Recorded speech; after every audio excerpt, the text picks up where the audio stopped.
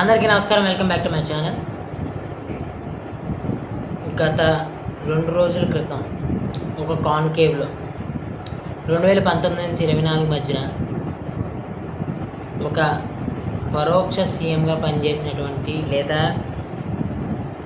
సకల శాఖ మంత్రిగా పిలువబడినటువంటి సజ్జల గారు అమరావతి గురించి మాట్లాడగానే 3 రాజధానులు పక్కన పెట్టేశారు, మాట తిప్పారు, మడమ తప్పారు. ఇంకా అమరావతి ఉద్యమానికి లొంగిపోయి వాళ్ళు మార్చుకున్నారు అనేసి చాలా వీడియోలు చేసుకున్నాం. మనం కూడా ఒక వీడియో చేసాం. అయితే వాళ్ళ స్టాండ్ ఏం మారలేదు. వాళ్ళు ముందుగా ఒక కారణం చేత ఒక ఇన్సిడెంట్ జరిగే అవకాశం ఉంది. ఆ ఇన్సిడెంట్ జరిగే లోపల మేము ఇటువైపు ఉన్నామని చూపించుకోవడానికి వాళ్ళు వేసిన ఒక తింగర్ ఐడియా.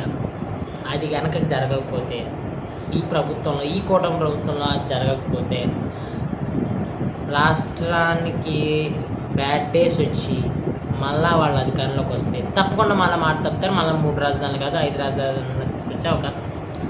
నేను ఎందుకు ఈ మాట అంటున్నానంటే, అంబటి రాంబాబు గారి ప్రెస్ మీట్ చూసి నేను ఈ వీడియో చేస్తున్నాను. అలాగే నేను 2 వీడియోలు చూపిస్తున్నాను.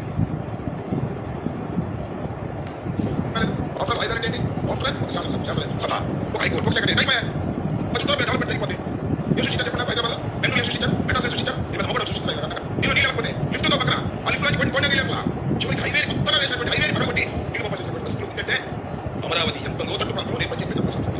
చంద్రబాబు నాయుడు గారు చేసిన అతిపెద్ద తప్పిదం ఇది అని రాష్ట్ర ప్రజానికి అనుకుంటారు. అమరావతి పూర్తయ్యేది కాదు, ఈ 3 సంవత్సరాలు కాదు, 30 సంవత్సరాలు అమరావతి. విన్నారు కదా. ఆఫ్టర్ ఆల్ రాజధాని, సెక్రటరియట్, అసెంబ్లీ, హైకోర్టు నీళ్ళు లిఫ్ట్ ఎట్టి తోలుతున్నారు. 3 సంవత్సరాలు కాదు 30 సంవత్సరాలైనా చేయాలి. ఇది ఈయన గారి పర్స్పెక్టివ్. దీన్ని బట్టి మనం అర్థం చేసుకోవాల్సింది ఏంటి, వీళ్ళు అదే స్టాండ్ మీద ఉన్నారు. వీళ్ళేం మారలేదు. ప్రజలను మళ్ళీ మభ్యపెట్టే పని చేస్తున్నారు అంతే. అంతేకాదు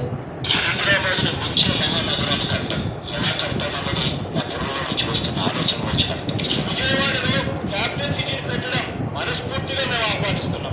location what has at least 30,000 acres of land. We're saying that please ensure that it's right in the middle of the state. బహుశా ఆంధ్ర రాష్ట్రానికి బహుశా 3 క్యాపిటల్ వస్తాయో.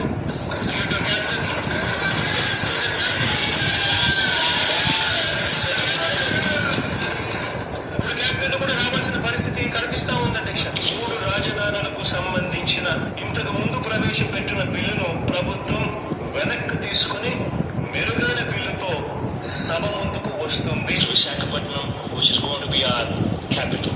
Visakhapatnam which is going to be our capital. ప్రతి రాష్ట్రానికి ఒక ఎకనామిక్ పవర్ హౌస్ ఉండాలి. ఒక economic power house అనేది రాష్ట్రానికి లేకపోతే, ఒక హైదరాబాద్, ఒక బెంగళూరు, ఒక చెన్నయ్యో ఇటువంటి నగరాలు ఏ రాష్ట్రానికైనా లేకపోతే రాష్ట్రానికి సంబంధించిన ఆదాయాలు ఎప్పటికీ కూడా పెరగదు.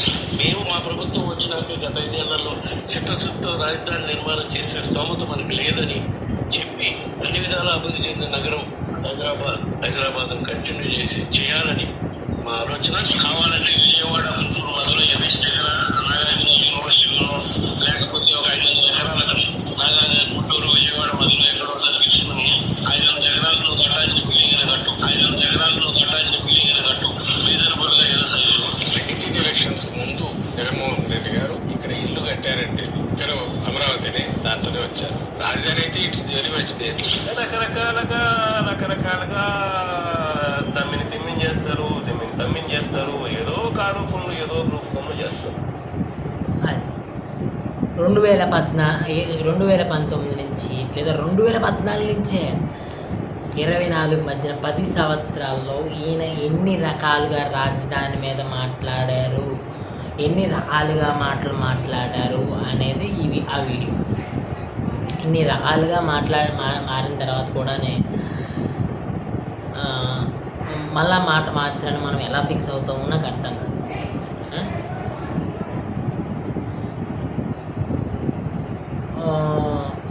గుంటూరు విజయవాడ మధ్యన కట్టేయాలన్న కనీసం నాగార్జున యూనివర్సిటీ నుంచి తీసేసుకునైనా కట్టారు. నాగార్జున యూనివర్సిటీ ఎందుకు వాళ్ళ దగ్గర ఎందుకు తీసుకోవాలి? మీ తాడేపల్లి ప్యాలెస్ నుంచి ఒక ఎంత భూమి బ్యాలెన్స్ ఉందో అంత భూమి ఇచ్చేయండి, అందులో నేను మెడికల్ కాలేజ్ ఏదో ఒకటి కట్టేసుకుంటాను.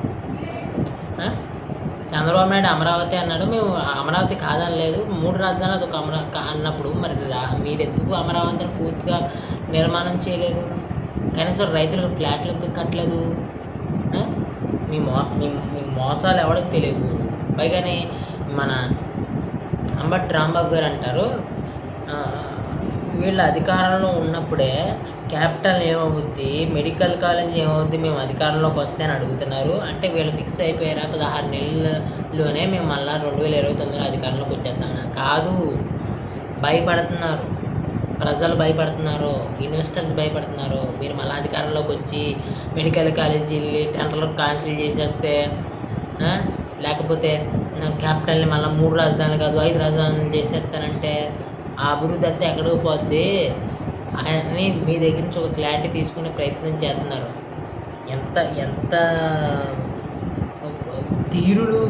దీనుడు కాకపోతే మీకు మీ మాటలు ఇప్పుడు నమ్మేయడానికి న్యాయస్థానం నుంచి దేవస్థానం అనే ప్రోగ్రామ్ని అప్పుడు అమరావతి రైతులు ప్లాన్ చేసుకున్నప్పుడు ఎన్ని రకాలుగా అడ్డుకున్నారు, అప్పుడు ఎంత హింసించారు, ఎంతమందిని తొక్కారు, ఎంతమందిని కొట్టించారు, మహిళలను తేడా లేకుండా కూడా కొట్టించారు కదా. రైతులకు ఫ్లాట్లు కట్టించేస్తామన్నారు. మరి 2019 నుంచి 24 మధ్యన రైతులకు ఫ్లాట్లు ఎందుకు కట్టించలేదు? కట్టించకపోగా వీళ్ళకి పోటీగా వేరే ప్రాంతాల నుంచి తీసుకొచ్చి అక్కడ ఫ్లాట్లు ఇచ్చే ప్రయత్నం చేశారు. చేయలేదా? అక్కడ వాళ్ళకున్న కాంపన్సేషన్ ఎందుకు ఇవ్వలేదు? మీరు ఏదో టింగర్ పని చేసి 3 రాజధానులు అన్నారంటే 3 రాజధానులకు వ్యతిరేకంగా అమరావతి రైతులు టెంట్లు వేసుకుంటే వాళ్ళకి వ్యతిరేకంగా 3 రాజధానుల టెంట్ అని వేయలేదా మీరు? వేయలేదా? శ్మశానం అని ఒకడు, సెలయేరు అని ఒకడు, మునిగిపోద్దని ఒకడు. హైదరాబాద్ ఏం డెవలప్ అవ్వలేదా? దానికి అదే డెవలప్ అయిపోయిందా? దానికి అదే డెవలప్ అయిపోతే ఇప్పుడు వేరే రాష్ట్రాల నుంచి ఎలాగొచ్చేస్తున్నారు జనాలు? అక్కడ ఎందుకున్నారు? ఢిల్లీ నుంచి కానీ, బెంగళూరు నుంచి కానీ, వేరే మన ఆంధ్ర నుంచి వీళ్ళు అక్కడ ఉంటున్నారు కదా. ఒక సస్టైన్ క్యాపిటల్ చూపించి, ఆ సస్టైన్ క్యాపిటల్లో డెవలప్మెంట్ చూపించి చేస్తే ఇక్కడ కూడా అదే రకంగా వస్తారుగా. ఇక్కడ చాలా డెవలప్మెంట్ చేయొచ్చుగా. ఇంకా ఫైనల్గా చెప్తాను చూడండి, వీళ్ళు ఈ మాట ఎందుకు అన్నారో తెలుసా? ఇప్పుడు గవర్నమెంట్ 3 సంవత్సరాలు 2027 కల్లా ఫస్ట్ ఫేజ్ ఆఫ్ క్యాపిటల్ పూర్తి చేస్తామన్నారు. 2014లో కూడా అదే అని సచ్చారు. 2018 లోపల పూర్తి చేస్తామని. అప్పుడు పూర్తి చేయలేకపోయారు, ఇప్పుడు పూర్తి చేయలేకపోయినా అదొక ప్రాబ్లం అవుతుంది. 2 బౌండరీస్ నిర్ణయిస్తూ గజెట్ కేంద్రం నుంచి తీసుకొచ్చే ఆలోచనలో ఉన్నారు. అలాగే హైకోర్టు అమరావతి ఏకైక రాజధాని అని చెప్పారు. దాన్ని సుప్రీంకోర్టులో వేశారు. సుప్రీంకోర్టులో కూడా కేసు ఉంది, దాని మీద కూడా తీర్పు వచ్చే అవకాశం ఉంది. అమరావతి అంటే ఫైనల్గా పకడ్బందీగా Amaravati is the only capital of Andhra Pradesh అని ఫిక్స్ కాబోతుంది ఈ ప్రభుత్వం కనుక పనిచేస్తే పర్ఫెక్ట్గా. అలా ఫిక్స్ అయిన రోజున ఏళ్ళు అపాసుపాలు కాకూడదని చెప్పి ఈ లైన్ ఇప్పుడే అందుకున్నారు. అది గమనించే చేశారు. ఇప్పుడు ఈ ప్రభుత్వం ఒళ్ళు దగ్గర పెట్టుకుని 3 సంవత్సరాల లోపల 2027 కాదు పోనీ 2029 ఎలక్షన్స్ లోపల ఫస్ట్ ఫేజ్ ఆఫ్ అమరావతి క్యాపిటల్ని కంప్లీట్ చేసి ఆ గెజెట్ని తీసుకొచ్చి మొత్తం పకడ్బందీగా దాన్ని ఫిక్స్ చేసేస్తే ప్రాబ్లం లేదు. లేదా మళ్ళీ యథావిధిగా 2019-24 మధ్యన ఎదుర్కొన్నటువంటి సమస్యలే మళ్ళీ వాళ్ళ అధికారంలోకి వస్తే ఎదుర్కోవాల్సి ఉంటుంది. ఇది ఈ వీడియో యొక్క సారాంశం. నా వీడియో కనుక నచ్చితే లైక్ చేసి, షేర్ చేసి, సబ్స్క్రైబ్ చేసుకోండి. Thank you.